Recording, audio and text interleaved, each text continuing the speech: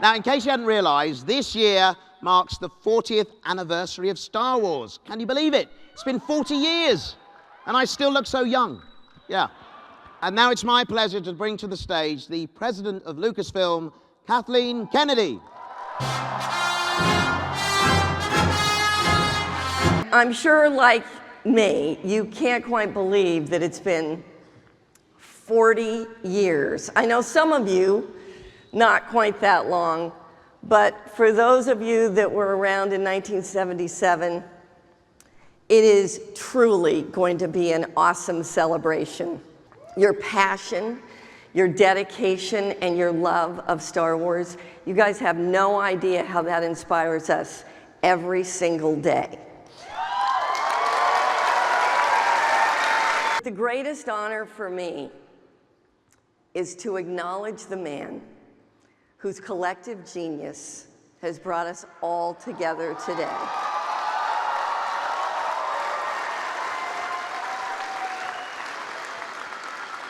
Please welcome none other, my Yoda, George Lucas.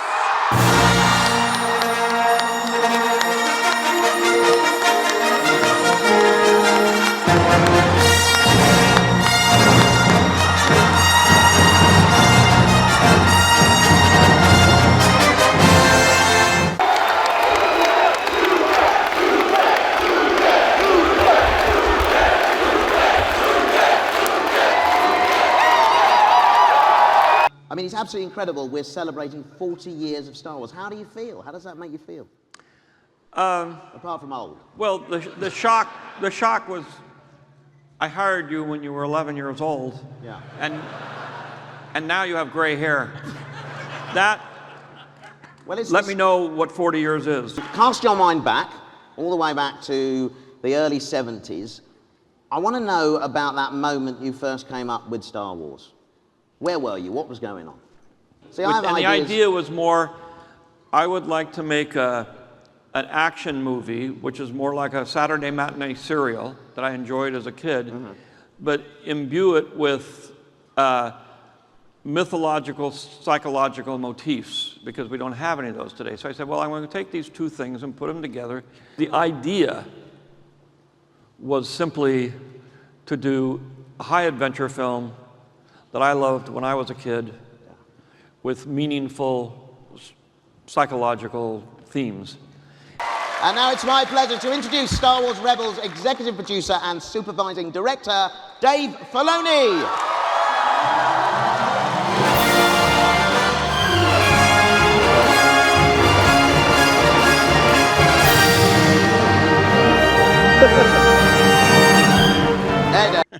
Well, I am a fan, so I mean, it's easy for me to answer. I mean, you look out here, and the TV series let us do something kind of unique, which was we were on all the time, week to week. So we were able to give fans a Star Wars storytelling experience every week. And in today's media world, you know, people want to connect with us more and more and more. And the actors on Clone Wars were really good about being out there, being open with people, connecting with the fans. It's a way of, you know, making this the community that you see. And it's something that we respect at Lucasfilm. We know how much people love this, how important it is to them. So it's important to reach out to them and make you guys feel as much a part of it as we can. I gotta say, it's been a real privilege for me to be a part of this in any small way that I have been, to be up here with you guys, you know, because I grew up watching your films. Please welcome Ian McDiarmid and Hayden Christensen.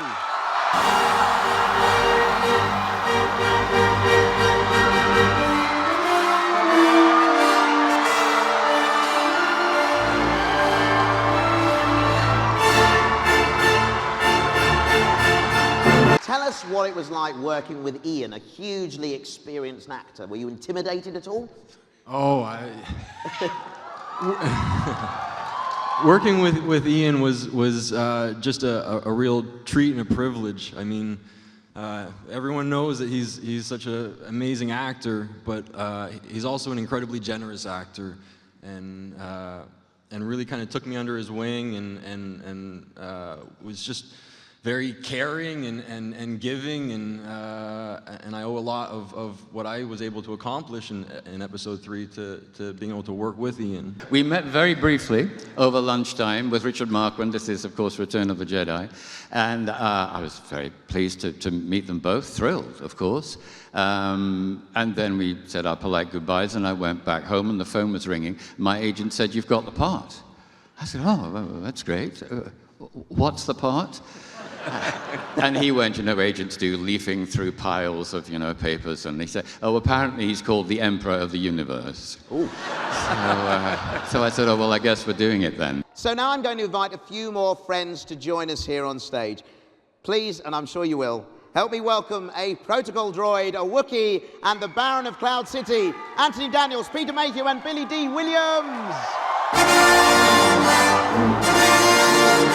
Wow, welcome, gentlemen. The last time I saw you three together, you were dancing up a storm in the Ewok village. And here you are. Yeah. And I'm still embarrassed about that moment. And there we were, flying out to Death Valley to go on the road to Jabba's palace. Do you remember? Right. Little airplane. And they were setting up this box with a mirror, a window in it to make the matte painting of Jabba's palace. And whilst they were doing that, I kind of, walked along, sort of going, Lando Calrissian never returned from this awful place. And suddenly behind me was beep, beep, beep, beep, beep, beep, beep. And there was you going beep, beep, beep, beep, beep, beep, beep. It was the cutest moment ever. I just loved it. Tell me, Peter, how are you and Chewie similar? Well, with the same height, for starters. Good answer. And I have blue eyes, which was specific on a certain gentleman's drawings. Right. So, but what I mean is, do you share any of Chewie's characteristics? Anything that any of his skills, perhaps? yeah, I can maintain the Falcon. Can you? Yeah, oh yeah. You take 3 plugs out and drain the oil. So, yeah. George, what was your inspiration for Chewbacca? Well, the stories are all true, which is I had a large dog named Indiana. It was a Malamute, Alaskan Malamute, and he would ride around in the car in the front seat. Not driving. Not driving. No. And, I loved that image of driving with his large, because when he sat in the car, he was bigger than I was. And so that was where I said, that would be a fun character for Star Wars. For me, I was pretty established as more so than most of the actors that were in the film. And I was doing some interesting things with my life and my career. And so when I had the opportunity to work with George Lucas, I thought that was like going straight to heaven. That's fabulous. That's seriously, it was a wonderful, extraordinary experience that I'm very happy to have had. It must feel pretty rewarding to be surrounded by 1, 2, 3, dare I say 4 of your greatest character creations. Why don't we go crazy and make it 5? Ladies and gentlemen, Mark Hamill.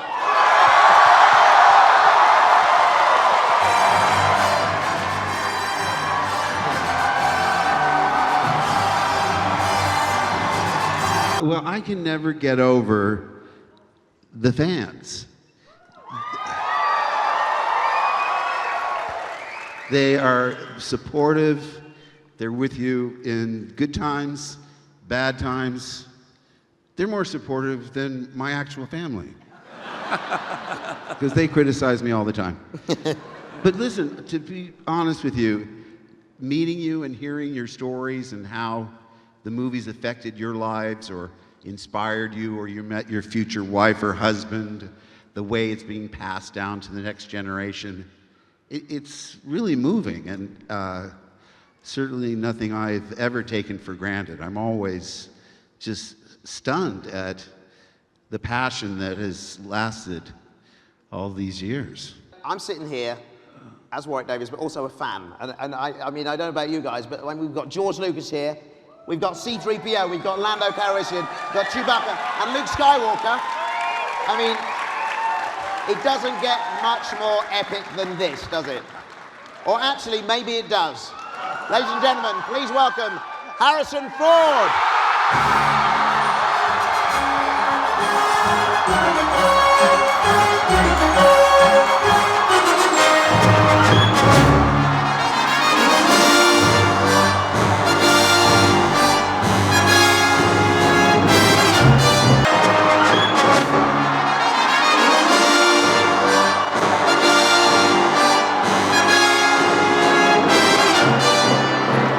Take a few minutes to calculate the coordinates. No. Sorry, You left out the Navicomputer. Take a few minutes for the Navicomputer to calculate the coordinates. Wow.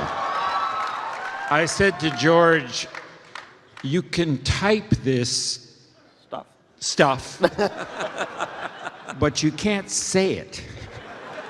Move your mouth while you're talking, while you're typing it, and I couldn't say it. It took me like 15 takes. How did Star Wars impact you 40 years ago? What does it mean to you today? Oh, it's made no difference in my life whatsoever. It was the beginning of an incredible ride. Actually, it wasn't the very beginning. The very beginning was also with George, and it was a part in American Graffiti.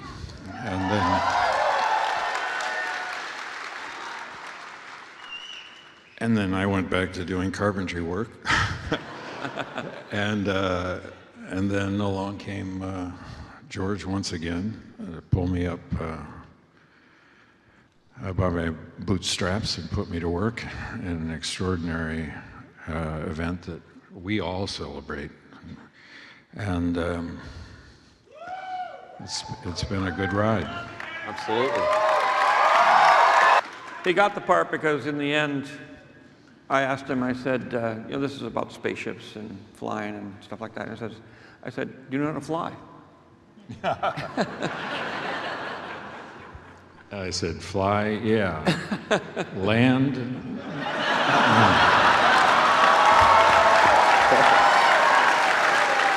George, when did it click for you that this cast was something extra special?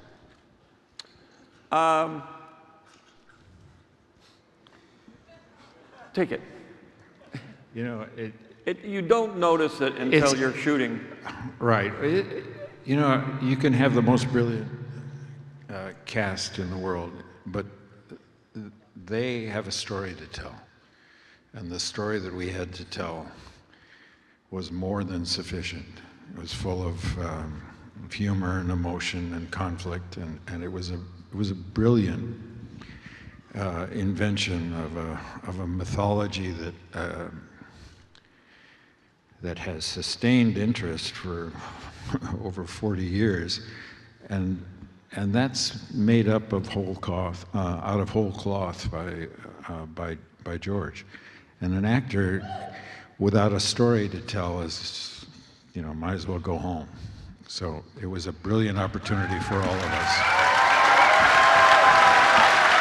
Certainly from me, and on behalf of all the fans here in the room and throughout the world watching via live stream, thank you, each and every one of you, for your contribution to Star Wars. Ladies and gentlemen, Peter Mayhew, Billy D. Williams, Anthony Daniels, Mark Hamill, and Harrison Ford.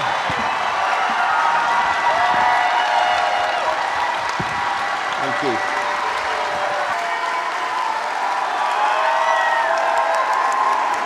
That Paul guy is going to be a movie star. The Harrison guy? Now, I think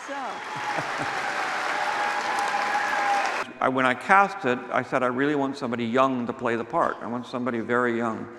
And when Carrie came in, she was that character. She was very strong, very smart, very funny, very bold, very tough. There really wasn't much of a question. There are not very many people like her. They're 1 in a billion. I'm going to mirror a little bit of that. I think that there was no greater honor than that of working with the late and truly great Carrie Fisher. She was unlike anyone you've known, unlike anyone in this room. Her humor, her insight, her brilliance. When you associate Princess Leia, you realize that was Carrie.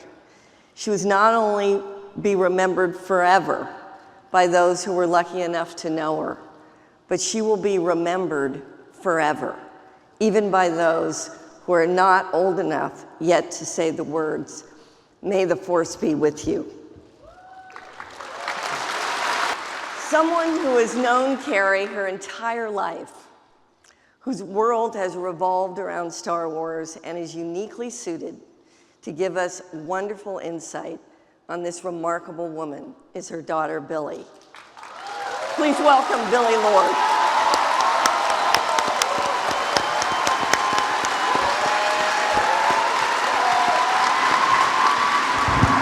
My mom used to say she never knew where Princess Leia ended and Carrie Fisher began. She went from being an unknown actress, the daughter of Debbie Reynolds and Eddie Fisher, to Princess Leia, a character synonymous with the idea of the ultimate strong woman, a soldier, a fighter, a beyond capable, independent, sensible woman in control of her own destiny, a rebel who resisted the norm. She was imperfect in many ways, but her imperfections and willingness to speak about them are what made her more than perfect. My mom, like Leia, wasn't ever afraid to speak her mind and say things that might have made most people uncomfortable, but not me and not you. That was why she loved you, because you accepted and embraced all of her. The strong soldier of a woman she was, and also the vulnerable side of her, who often openly fought her own dark side, knowing early on that we all have a dark side of our own, whatever it may be. But she knew that it wasn't about the fight that you were fighting, but how you fought it, the way you resisted. No one could have known what this once little dream of a movie would eventually become, and what it would mean to millions worldwide. Mostly not her. But in our world, Star Wars ultimately became our religion, our family, and our way of life. And I wanted to be here with all of you because I know that many of you feel the same way. When she surrounded herself with fans at celebrations like this, she never felt more at home. She could spend hours talking to people and learning about their lives and how Star Wars and Leia touched them the same way it touched us. If left to her own devices, she would have always been the last person to leave the convention center, having met and had a shared Carrie moment with every single person there. Nothing about her was a performance. She loved you, she loved these movies, she loved the people she got to make them with, and she loved this incredible character she got to create, this force called Leia.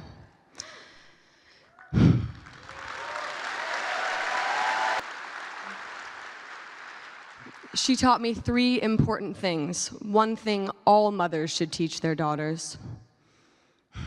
General Kenobi, years ago you served my father in the Clone Wars. Now he begs you to help him in his struggle against the Empire. I regret that I am unable to present my father's request to you in person, but my ship has fallen under attack, and I'm afraid my mission to bring you to Alderaan has failed. I have placed information vital to the survival of the rebellion into the memory systems of this R2 unit. My father will know how to retrieve it. You must see this droid safely delivered to him on Alderaan. This is our most desperate hour. Help me, Obi-Wan Kenobi. You're my only hope.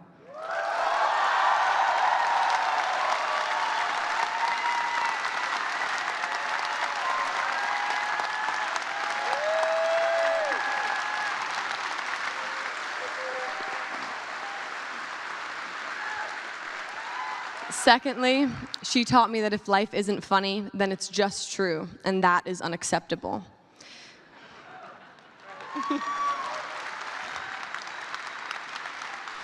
And finally, I learned by knowing her that the most evolved person is seemingly a contradiction. They are both the strongest and the most vulnerable person in the room, and that was her. That is Leia. Thank you for loving her and carrying on what she stands for. I'm beyond grateful.